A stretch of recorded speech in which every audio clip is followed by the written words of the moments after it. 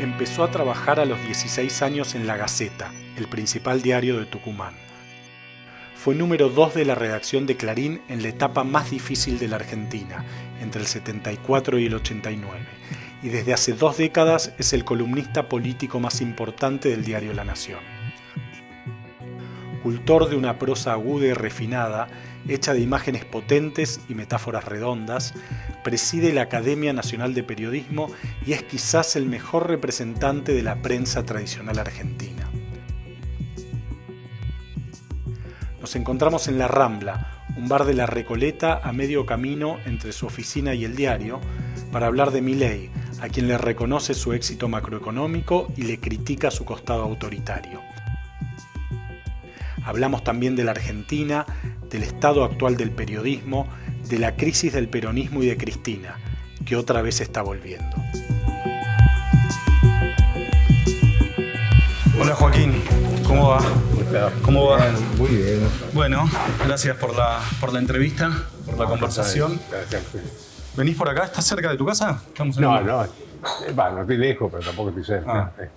Bueno, de camino al diario igual te queda más o menos. Estoy en Plaza San Martín. En Plaza San Martín. Estoy a mitad entre el diario y mi casa. Sí, estamos en La Rambla, en la esquina de Ayacucho y Posadas, ¿no? Posadas, sí. Bien. Bueno, vamos a hablar del año de Milei. Joaquín, te agradecemos mucho la conversación. Empiezo por ahí por algo que, leyendo tus últimas columnas, veo que sobrevuela. ¿Vos crees que estamos ante una posibilidad de riesgo autocrático? Hay un riesgo autoritario en Milei, sí, cómo no. Milei es un presidente que tiene evidentemente dos caras. Una es la cara macroeconómica, yo no digo económica, sino macroeconómica, porque los números macroeconómicos son muy buenos, la inflación bajó, el riesgo país bajó. Yo creo que no sucede lo mismo con la microeconomía, por eso hablo de la macroeconomía. La economía de la gente común es una economía muy complicada en este momento.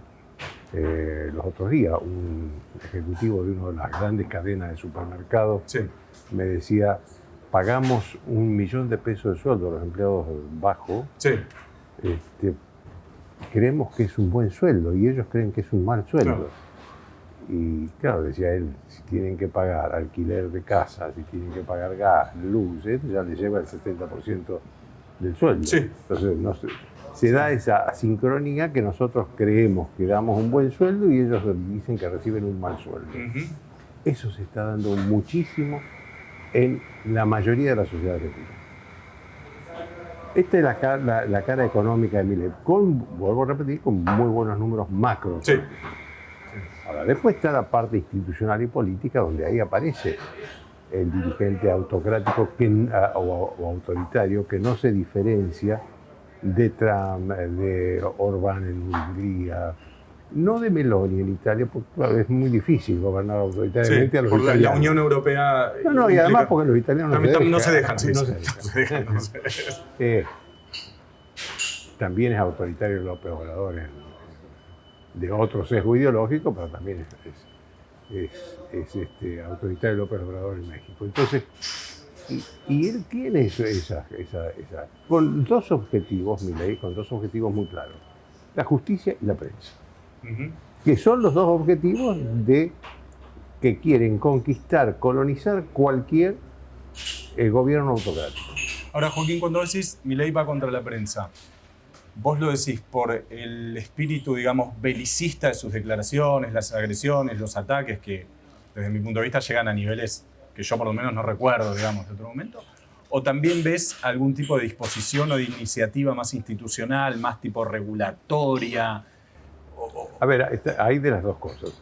En primer lugar, hay un nivel de insulto y de palabras agraviantes, como yo no recuerdo en la época democrática, y eso que hemos tenido con los Kirchner, con los dos Kirchner, presidentes que descalificaban a la prensa, pero no con el grado de, con esas palabras tan descalificatorias como las que usa Milei.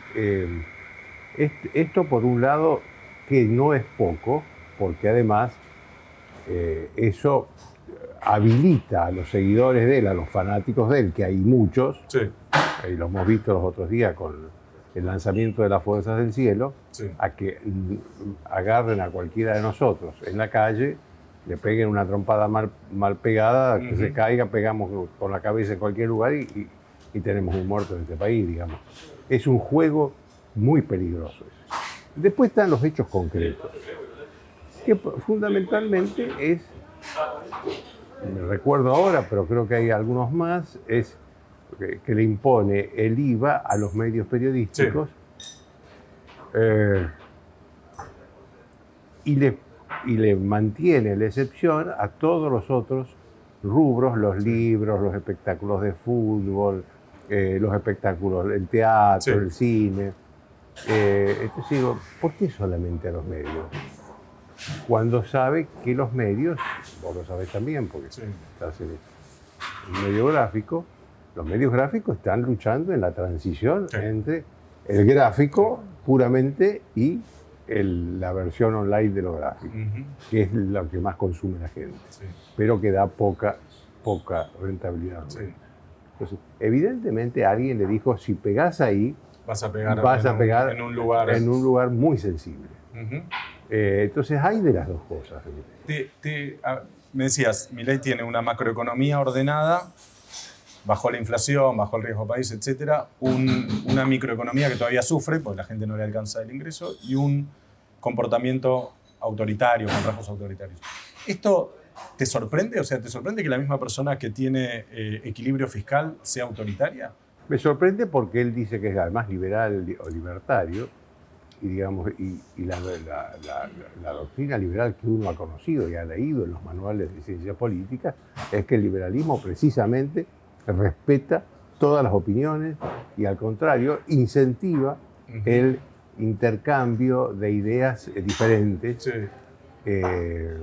Y no le molesta que haya una persona que piensa distinto. Y no le molesta que haya alguien que, sobre todo, ejerciendo la libertad de expresión, le diga, señor presidente, se está equivocando.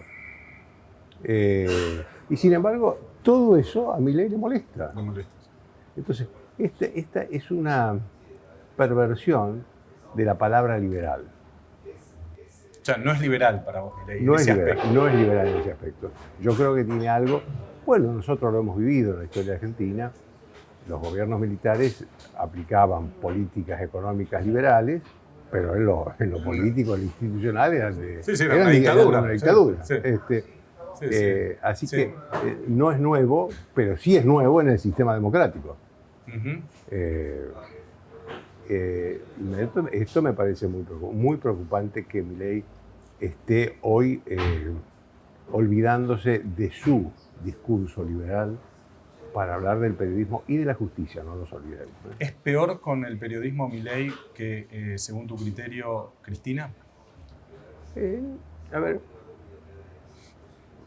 los dos hicieron lo mismo, con distintos modos, de distinta ideología, pero hubo tanto agresión verbal como medidas concretas, ¿no? La famosa ley de medios, que yo estuve totalmente en contra siempre, porque creo que era necesaria una ley de medios, pero creo que esa ley de medios de Cristina tenía nombre y apellido, que era Diario Clarín.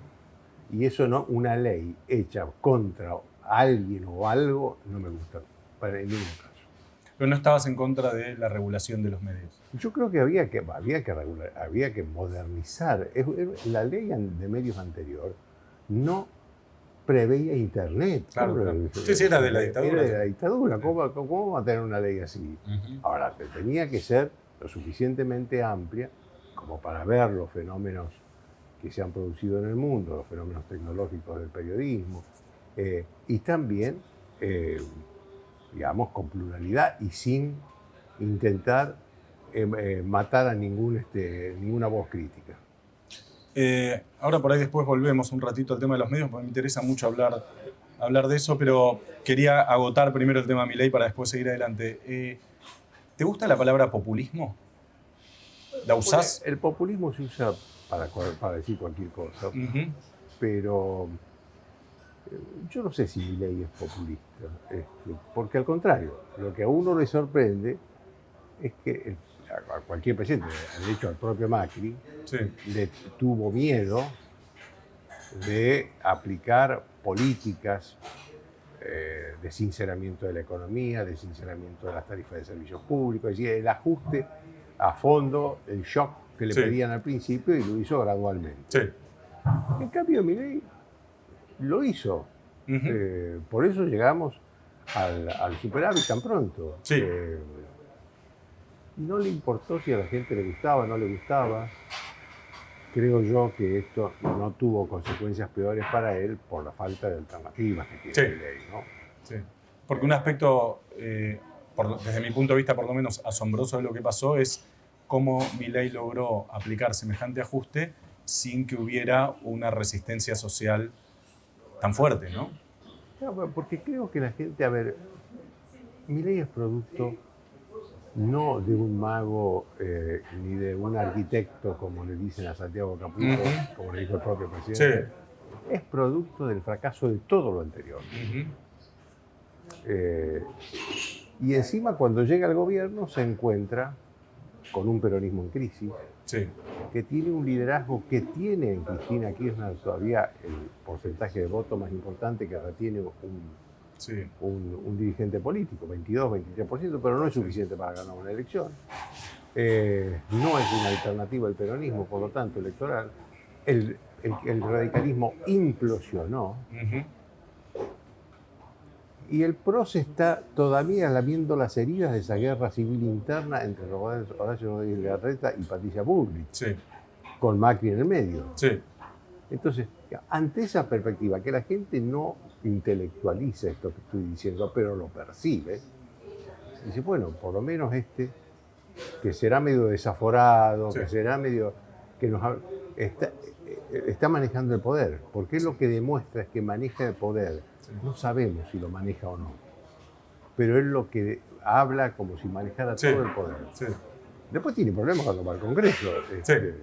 Sí, ahora ha demostrado una capacidad de sobrevivencia, desde mi punto de vista, por lo menos notable, ¿no? ¿Vos te imaginabas que iba a llegar así?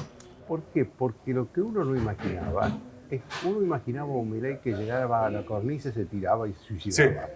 No, él llega a la cornisa y da marcha atrás. No se suicida. Frena antes. No se suicida. Frena antes. Y eso lo ha hecho muchas veces en los últimos tiempos. Como que al final frena. Sí. Lo manda a Guillermo Franco a negociar al Congreso. Ahora, ojo, que estamos a pasos de una experiencia histórica única, que durante 2 años no se aprobó un presupuesto. Nunca ocurrió, ¿no? Desde el 83. 2 años no. En la hiper tampoco, ¿no? Un año sí, con Cristina Kirchner en el año 2009, cuando ella pierde la elección legislativa. Con el Grupo A. Con el Grupo A le hacen problema con el presupuesto y ella dice, bueno, no lo aprueben, yo prorrogo el que está vigente y ya está. Pero era un año. Este es el segundo año consecutivo que si no tenemos presupuesto, el presidente va a tener que ahora, dentro de un mes, prorrogar el presupuesto, con lo cual va a estar gobernando el año próximo con el presupuesto del año 22. Con 300% de inflación entre un momento y otro, lo cual hace que digamos, con lo cual le da una arbitrariedad enorme al presidente para manejar los recursos públicos. Acá no es como en Estados Unidos. En Estados Unidos, si el 1 de enero el presidente no tiene presupuesto, se queda sin plata. No puede ejecutar el gobierno. Acá un simple decreto lo prorroga a los que estaban al que está vigente, que es el del 22, y después hace lo que quiere con las partidas y con todo lo demás, porque claro, lo que vos decías recién, la recaudación no es la misma, la inflación no es la misma, todo es distinto. Bueno, la información que tengo es que los gobernadores que estaban pidiendo negociar el presupuesto, porque no lo necesitan, a cambio del silencio le están mandando los adelantos del Tesoro. Que volvemos otra vez a los adelantos del Tesoro, que era un invento de Menem en su momento, que después también lo usó Néstor Kirchner, después también lo usó Cristina Kirchner. Eso es una medida arbitraria de los fondos de recursos nacionales, porque le dan a los amigos mucho, a los enemigos poco y a algunos enemigos nada. Ahí es donde vos ves, Joaquín, el principal punto, a ver si estoy hablando bien, pero el principal punto oscuro del gobierno, ¿no? Prorrogar el presupuesto quiere decir tener facultades extraordinarias para disponer como quiera de los dineros, de los ingresos públicos y demás. ¿Es este para vos el punto más oscuro del gobierno, la cuestión institucional de concentración de poder, de antirrepublicanismo? Bueno, a ver, si el primer día que el presidente va, la primera vez que el presidente se refiere a los diputados y senadores, Sí. le dice ratas. Sí. Ratas inmundas. Sí. Estamos hablando de un presidente que desconoce el Parlamento, que desconoce la función constitucional y democrática que tiene el Parlamento. Y además, obviamente, dinamita todas las posibilidades de alianza permanentemente. Guillermo Franco, yo no quisiera estar en los zapatos de Guillermo Franco, pero va y negocia una cosa en el Congreso, en la Cámara de Diputados sobre todo, y después el presidente sale y dice las ratas inmundas, con lo cual... Ahora, al mismo tiempo, con ese método pareciera que le está yendo bien, ¿no? Hasta ahora. Le está yendo bien porque le está yendo bien en las encuestas. Digamos, todavía hay una leve mayoría social, tampoco estamos hablando del 70 ni el 80%, como en su momento lo tuvo Néstor Kirchner, como en su momento lo tuvo Alberto Fernández, y hasta Macri también. El presidente está un poco por encima del 50%, pero es una mayoría social que lo apoya. Vuelvo a decir, para mí, porque no tiene alternativa, porque digamos la sociedad para dejar de apoyar a un presidente tiene que mirar la otra orilla del río. Y decir, bueno, dejo de apoyar al presidente, me voy a apoyar a este señor o a esta señora. No ve eso. Esa es su fuerza. Otra vez la fuerza de Milei no es lo que él hace, sino lo que la oposición no hace. Ahora por ahí vamos a la oposición. Te quería preguntar por la cuestión social que sobrevoló al principio de la conversación. ¿El daño social que está produciendo el plan de estabilización y ajuste de Milei era inevitable en tu criterio? A ver, un ajuste de la economía tenía que haber. No es posible que en 40 años de democracia el Estado argentino haya permanentemente gastado más de lo que recaudó, incluido el periodo de la convertibilidad. Sí. Porque por eso Menem le deja de la Rúa la deuda que le deja. Esto no es posible porque esto ha provocado, al fin y al cabo, que en estos 40 años esta sociedad oscilara entre el 50 y el 30% de sociedad bajo la línea de la pobreza. El 30% lo tuvimos en los mejores años de los precios internacionales de los productos que nosotros vendemos. En los primeros años de Néstor. Después de la crisis de 2001, tuvimos el 50%, ahora volvimos al 50% de pobreza. Digamos, algo había que hacer. No soy economista, no sé si es exactamente esto o con la fuerza, con la crudeza que lo está haciendo Milei. Pero algo había que hacer con un Estado que estaba gastando muchísimo más de lo que recaudaba. Así que yo creo que, digamos, Milei, en esto la sociedad creo que ve algo distinto, en esto también. Sí. Y dice, bueno, a lo mejor este que está haciendo algo distinto le sale bien, porque lo que hacían lo mismo le salió siempre mal. Sí, porque venimos de 3 fracasos grandes, ¿no? El segundo gobierno de Cristina, que fue el más flojo de los 3, el de Macri, que fracasó, y el de Alberto, que fracasó rotundamente. Y estos son 12 años, no es poco, ¿eh? No, son 12 años Y venimos, no nos olvidemos, de la crisis del 2001, que yo creo que no se resolvió nunca.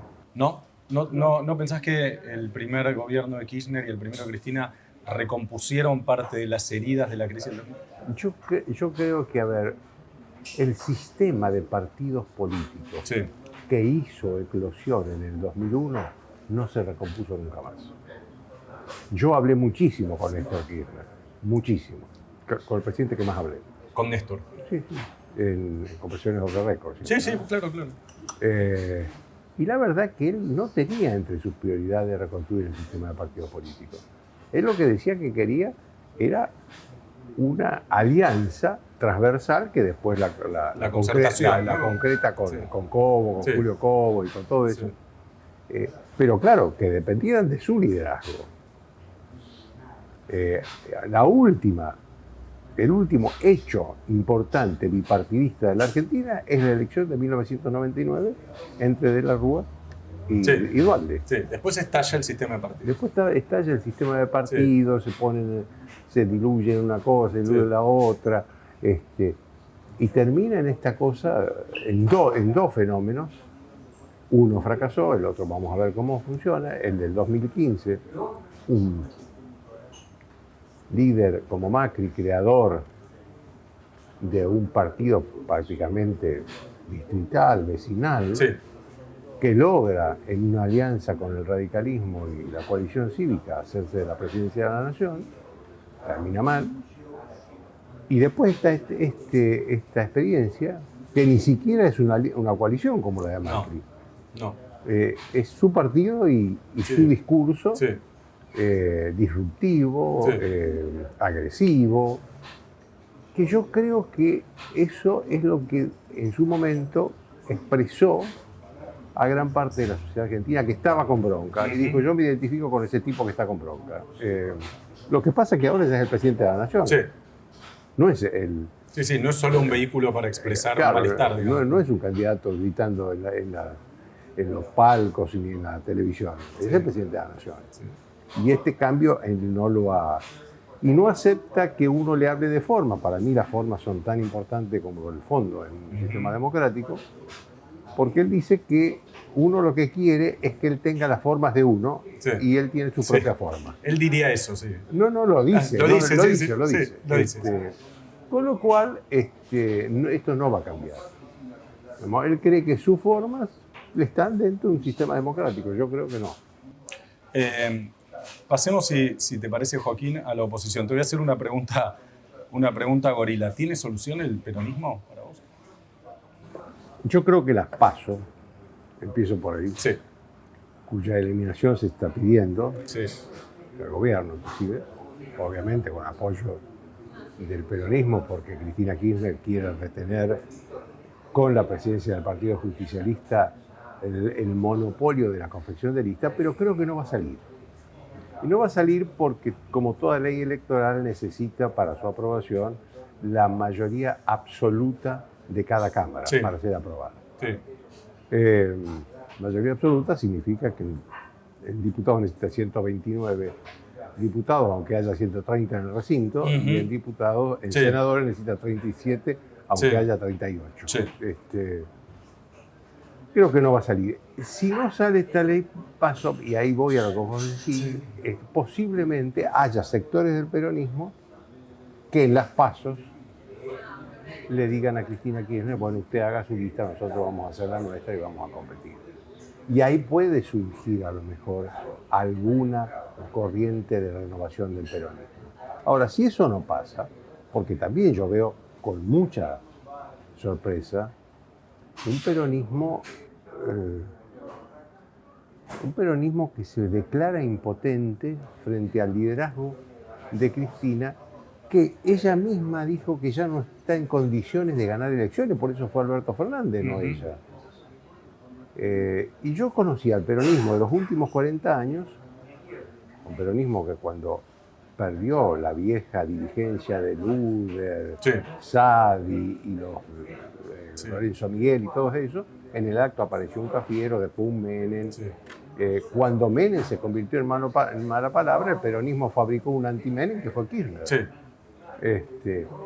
Y ahora no veo ese ¿Por qué el peronismo es incapaz de fabricar una anticristina como lo hizo en los 90? Porque creo que hay una decadencia de toda la dirigencia política. Digamos, en los años 80 y 90, en el radicalismo, para irnos del peronismo, teníamos a Alfonsín, a De la Rúa, a Troco, Angelos, teníamos dirigentes de otra envergadura. Hoy el radicalismo está en manos de Martín Lustó, que hasta antes de ayer era peronista, era funcionario de Scioli, funcionario de Felipe Solá, funcionario de Cristina Kirchner.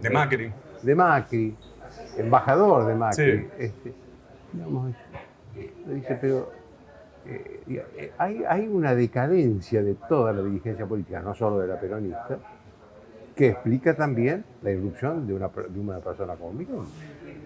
Y la conservación de ese liderazgo de Milei a pesar de su fragilidad parlamentaria.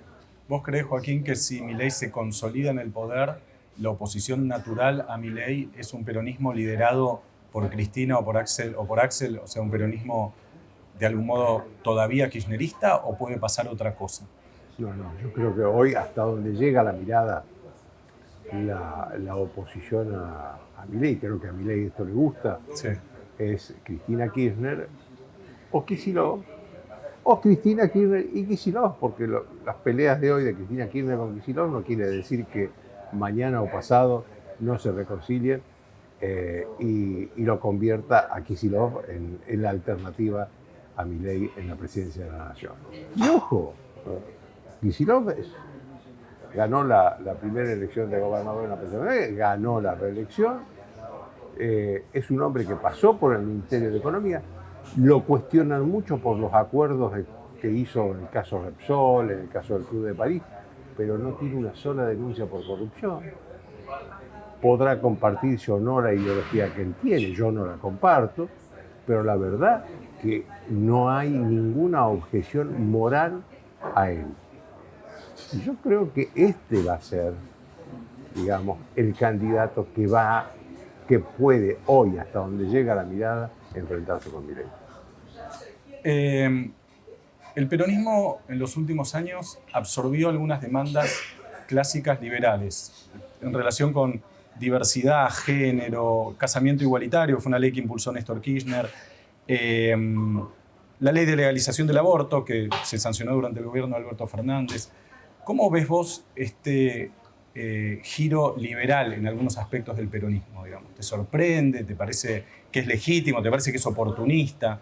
¿Qué opinas de esto? No, me parece que el peronismo, como ha hecho siempre en su historia, se acomodó a la marcha de los tiempos. Y todas esas cosas estaban sucediendo en el mundo. Sí. Con gobiernos en ese momento, con gobiernos de distintas ideologías, pero estaban sucediendo en el mundo. Por supuesto que ahora viene una ola muy conservadora que se opone a grandes cosas de esas, entre otras. En esa ola conservadora se inscribe Milei, Sí. ¿no? Que está en contra del aborto, Sí. en contra, creo que del matrimonio igualitario también. Sí. Hay una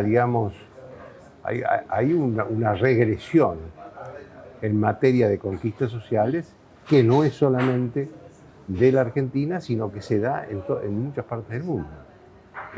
Europa está con mucho temor, Sí.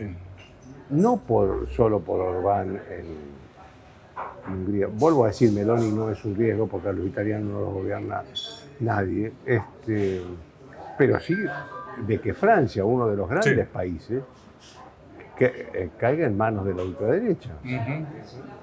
Macron no tiene posibilidad de reelección y hoy la alternativa de Macron es la ultraderecha. Sí. Sí.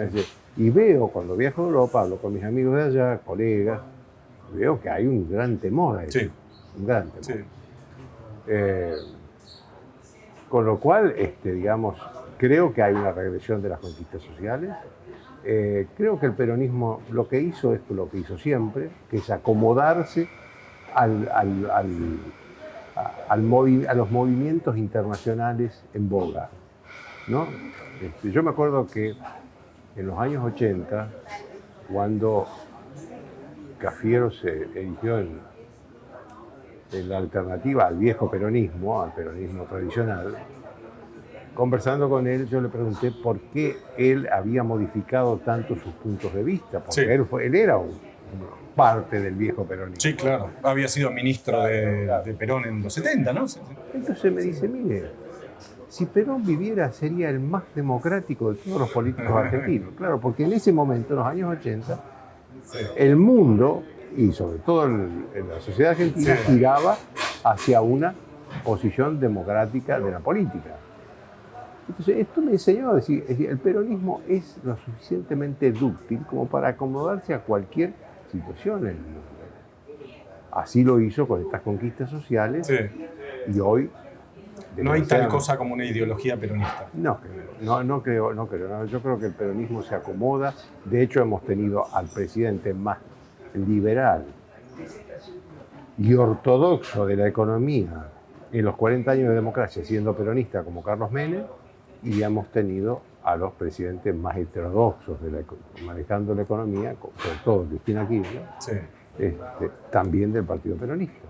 El peronismo da para cualquier Da para cosa, todo. siempre y cuando esté en la marco de una situación internacional que lo lleve a ese giro, y siempre y cuando la sociedad argentina lo acompañe. Te voy a hacer una última pregunta de política y después hablamos, si te parece, unos minutos de periodismo. Pero este espacio del medio, que no es ni Milei ni el peronismo liderado, conducido por Cristina, que siempre parece que se está por formar, ¿no? Ese espacio intermedio entre los cordobeses, algunos sectores del radicalismo. La avenida del medio. La famosa ancha avenida del medio. ¿Te parece que esta vez se puede formar o estamos como siempre en una... No veo dónde está el dirigente que va a construir esa ancha avenida del medio. Y veo una sociedad, desgraciadamente, muy polarizada, muy fanatizada, o es mileísta fanática, que no quiere saber ni comprender nada de los otros, o es un cristinista fanático. Y ojo, en la suma de esos fanatismos, son el 40% de la sociedad, el 50%. Es mucho, ¿eh? Por supuesto, no estoy hablando de un 40 y un 50 que esté para un lado. La suma del antikirchnerismo y del antimileísmo, digamos, para poner, Sí. es el 40 o el 5% de la sociedad. Es muchísimo. Es muchísimo. Y no veo que ese 50% de la sociedad que está ahí mirando qué va a pasar, tenga hoy un liderazgo en condiciones de reemplazar a estos dos liderazgos que tienen unas características tan fuertes. ¿Qué es más potente, el peronismo o el antiperonismo, como ideología o como sensibilidad social? A ver, estamos en un país donde ya las encuestas que están midiendo, que le preguntan a la gente, ¿usted se siente peronista? Sí. Dice, 16% le dice que sí. ¿Usted siente radical? 8% dice que sí. Digamos, y yo creo que antiperonismo no hay, salvo en reductos muy chicos y por lo general etariamente muy grandes, porque son los que vivieron el primer peronismo, Sí. o los que vivieron el peronismo de Isabel, Sí, los 70. los 70. Sí. No veo hoy un antiperonismo furioso como lo hubo en su momento. ¿No? No, yo lo que veo es un antikirchnerismo. Y un antikirchnerismo furioso sí ves. Eso sí veo. ¿Y está justificado? A ver si trato de formular la pregunta, porque estoy como titubeando en la forma de preguntarle y quiero ser claro. Ese antikirchnerismo que por momentos efectivamente adquirió ribetes de mucha intensidad, no voy a decir violencia, pero de mucha intensidad, pasado el kirchnerismo, porque al final Cristina Kirchner no está en el gobierno hace tiempo y demás, ¿se justifica? ¿Se sigue justificando? A ver, lo que pasa es que Cristina Kirchner también, como Milei, provocó la polarización. Y la polarización te lleva a los fanatismos. Por eso hay un fanatismo antimileísta que no le reconoce nada a Milei. ¿Por qué? Porque él lo promueve a la polarización. Él dice, todo lo que no somos nosotros, son ellos, y es malísimo. Es horrible. Sí. Y lo mismo más o menos con otras palabras, con otra ideología. O sea, tiene algo de Cristina. autogenerado, decís vos. Obvio, porque además les conviene eso. Les conviene porque además la mitad de la sociedad está conmigo y la otra mitad está en contra, pero no importa, porque yo con la mitad gano. El triunfo de Milei y estos rasgos autoritarios, autocráticos que venimos describiendo en Milei, ¿te hicieron revisar algo de tu percepción respecto del peronismo, del kirchnerismo, mejor dicho, del kirchnerismo? ¿O seguís pensando lo mismo que pensabas en otro momento? Yo creo que ninguna de las dos corrientes, ni el mileísmo ni el kirchnerismo, supieron aprovechar lo que tuvieron en su momento, que fue una gran mayoría social a favor. Pero ¿en qué no la aprovecharon? En abrirse, es decir, acá yo, que tengo todo el poder, puedo ser amplio y generoso o generosa. Estoy hablando de la Cristina de 2011, Sí. con el 55% de los votos y con el que le seguía tenía el 17, casi 30 puntos menos, que era Enrique Wiener. Sí. Y estoy hablando de este Milei, que arrasó también en el balotaje de la segunda vuelta. Sí. Ninguno de los dos tuvo la grandeza, y esto me lo decía Julio Sanguinetti a propósito de lo de Cristina, y estoy seguro que Julio Sanguinetti diría lo mismo hoy de Milei. Decía, yo esperaba con el triunfo del 2011 a una Cristina Kirchner que se abriera, dijera, yo no necesito explicar que tengo poder porque todos han visto que lo tengo. Entonces me abro para que todos hagamos algo en común. Y ella se fanatizó aún más. ¿No crees que ella intentó en algún momento hacer algo de eso y que fue el antiperonismo el que se lo impidió? Pienso, estoy tratando de hacer memoria, pero la ley de medios, por ejemplo, que hablábamos recién, se votó porque fue sancionada porque consiguió el apoyo de sectores de la oposición, del socialismo, no me acuerdo si de Pino Solanas, bueno, no sé si algún radical, etc. Sí, ella tenía en ese momento una fuerza parlamentaria importante, necesitaba muy pocos. Necesitaba unos poquitos diputados, sobre todo, me parece. Acordate que en ese momento se hablaba de la escribanía del Congreso. Sí, del Congreso. No, mi pregunta es si el kirchnerismo no intentó en diferentes momentos abrirse y fue la radicalidad de la oposición la que le impidió esa apertura que vos seguías. Yo lo vi muy bien en Kirchner. En Kirchner. En Néstor Kirchner sí lo hacía. Néstor Kirchner, si mandaba una iniciativa al Congreso, quería que tuviera la mayor cantidad de adhesiones posible, aunque no las necesitara. Sí. En cambio, a Cristina no la vi en esa posición. Al contrario, el presupuesto del 2009 fracasa, tiene que prorrogar, estaba vigente, porque ella dice, quiero que vaya y vuelva sin la modificación de una coma. Los diputados y senadores le dijeron, mire, presidenta, todo, incluido su esposo, todos los presidentes, hicieron concesiones para el presupuesto. A los gobernadores que hay que hacerle un puente, al intendente que hay que hacerle una calle, una ruta. No, sin una coma. Bueno, ahí fracasó. ¿Vos Milei está más o menos lo mismo. Sí, solo que 2 veces, probablemente. Sí, claro. Joaquín, vos empezaste a trabajar de periodista ¿a qué edad? 17 años. En La Gaceta. ¿Sos tucumano? Soy tucumano, mi padre era el jefe de redacción, así que no tuve mucho trabajo en conseguir trabajo. ¿Y estuviste en La Gaceta cuántos años? Y estuve en La Gaceta más o menos 6, 7 años. Los 2 últimos años compartía La Gaceta de Tucumán con la corresponsalía de Clarín en Tucumán. Y después me ofrecieron venir a Buenos Aires. A la redacción de Clarín. ¿Y estuviste en la redacción de Clarín entre qué año y qué? En 75-90. Con Citrinblum, ¿no? Marco Citrinblum, general. Vos eras el 2 de Citrinblum. Yo era el segundo jefe de redacción. Y de ahí te fuiste a La Nación. De ahí me fui, primero cuando yo me fui de Clarín hubo un paréntesis en el que escribí un libro que tuvo en su momento mucho éxito.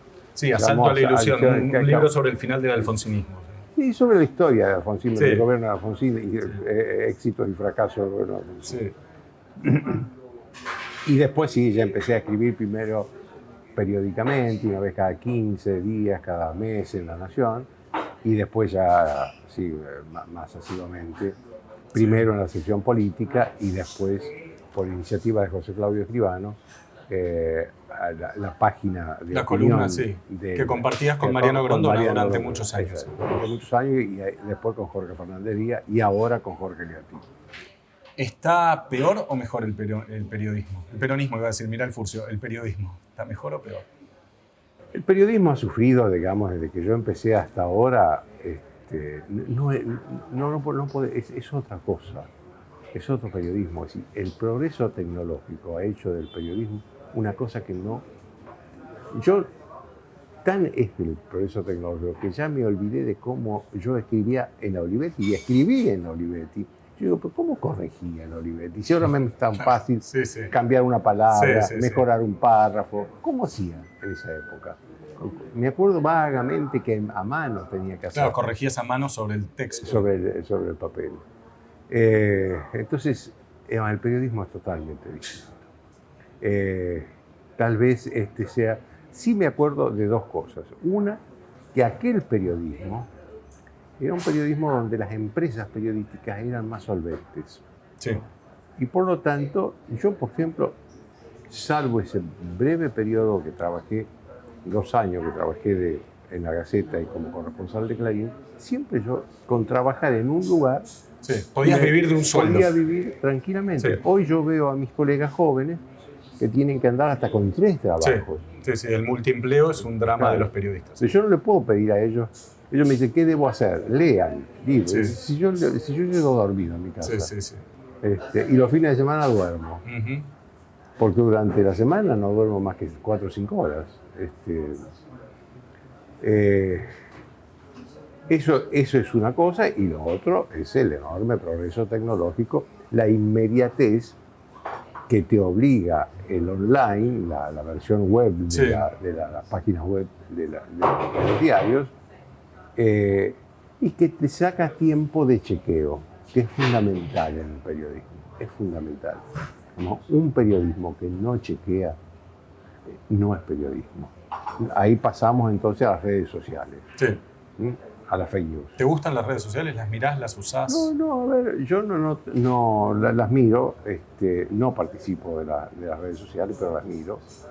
Y lo que me parece de las redes sociales es que hay otra vez las dos caras, ¿no? Por un lado, el trabajo que hacen las redes sociales para informarnos a los periodistas rápidamente, con muchísima más rapidez que antes. El trabajo que hacen para rectificarnos cuando nos equivocamos. Eso es muy valioso. Sí, hay como un control social también. Claro. Y por el otro lado está la fake news y los insultos, con el agravante de que eso sucede desde el anonimato. Cuando uno equipara a los medios periodísticos tradicionales con las redes sociales, tenemos que aclarar que los medios tradicionales tienen una propiedad, tienen periodistas que firman con su nombre y apellido, y que las redes sociales están dominadas por el anonimato, que insultan, dicen cosas que no son ciertas. Bueno, están las dos caras. Ahora, ¿era mejor el otro mundo? No, yo creo que es mejor este mundo. ¿Sí? Sí. Aún cuando tengamos que luchar contra redes sociales, de esa parte de las redes sociales. Pero me parece que el aporte que le ha hecho a la rapidez de la información, a la democratización de la información, y sobre todo, desde el periodismo, a la corrección de nuestros propios errores, me parece que es muy importante. ¿La concentración de medios es un problema en Argentina para vos? Yo no veo que haya concentración de medios. ¿No crees que haya concentración? No. A ver, concentración de medios habría si habría 1 o 2 grandes que manejaran todo. Y acá hay un montón, hablamos de diarios, no sé si venden y cuánto venden, pero hay como 10 títulos de diarios. Holding, ¿cuántos hay? El holding de Perfil, el holding de Clarín, el holding de La Nación. Un montón. La gente puede... Radios, hay infinidad de radios. Canales de noticias, no hay en Estados Unidos la cantidad de canales de noticias que hay acá. Sí, eso es verdad. ¿Dónde está la concentración? Y el hecho de que Clarín tenga, estoy recuperando los argumentos que en su momento se usaron para defender la ley de medios, que Clarín tenga la banda ancha, la radio, el canal de televisión, internet, la papelera, etcétera, ¿te parece que es un problema o no? En primer lugar, creo que la papelera va a ser dentro de poco un anacronismo. Sí. Ya de hecho, los 2 medios que tienen papel prensa, La Nación y Clarín, lucharon en el Parlamento para que le permitan, modificando la ley que la había autorizado en su momento, para que le permitan fabricar otra clase de papel. No sé si era papel higiénico, no sé qué será. No, para delivery puede ser. Para delivery, porque con el papel estaban perdiendo plata. Después hay, una concentración en Clarín de materia de telecomunicaciones, porque tiene Telecom, porque tiene celular. Pero bueno, también compite con el Telefónica y Movistar, que es española, Sí. y que tiene, es una compañía mundial, compite con Claro, que es cuya propiedad es de uno de los hombres más ricos del mundo, Carlos Slim, Sí, el mexicano Slim, Carlos sí. Slim. Sí. No es que está solo, Sí. no es que está Sí. solo. La fibra óptica, yo que por ahí tengo una quinta en la provincia de Buenos Aires, en fibra óptica hay 5 o 6 Sí. repartidos. No, por ahí mi pregunta iba en el sentido de grupos empresariales que tienen a los medios como parte de una actividad económica más diversificada y que usan a los medios o pueden usar a los medios como una herramienta para negociar cuestiones regulatorias, etcétera, con el gobierno. Sí, pero no en el caso de Clarín que se estaba refiriendo, porque el caso de Clarín tiene todo más o menos, digamos, concentrado en medios de comunicación, o en la comunicación, aún Telecom. No veo que ahí haya una concentración. Puede haber en otros sectores, o sea, no sé qué otros negocios tiene Slim, por ejemplo, que podrían ser incompatibles con el... Pero, digamos, no veo que eso hoy sea, la concentración hoy sea un problema en la Argentina. Y no creo tampoco que los medios de comunicación tengan, como en otra época, tal vez en la época anterior, pre-redes sociales, tanto poder de presión sobre un gobierno. Por ejemplo, Clarín no lo tuvo sobre Néstor Kirchner, no lo tuvo sobre Cristina, no lo tiene sobre Milei, tampoco La Nación lo tiene.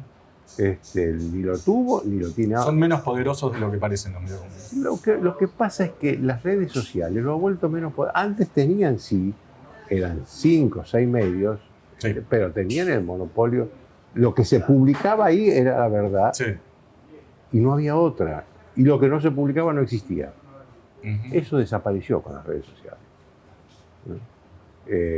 Y creo que esto los hizo también, por eso digo, las redes sociales, el lado positivo es la democratización de la información. Sí, yo me acuerdo cuando entré a Página 12 en el año 97, yo tenía 22 años, solo estaban los medios impresos, todavía Internet era algo muy incipiente, y las columnas de los domingos, de los analistas políticos de los domingos, tenían un peso. La tuya, Horacio, la tuya, la de Van der Kooi en Clarín, y alguna Weinfeld en Página, y tenían un peso enorme. Ahora veo que ese peso está mucho más disputado y competido. Eso se alargó hasta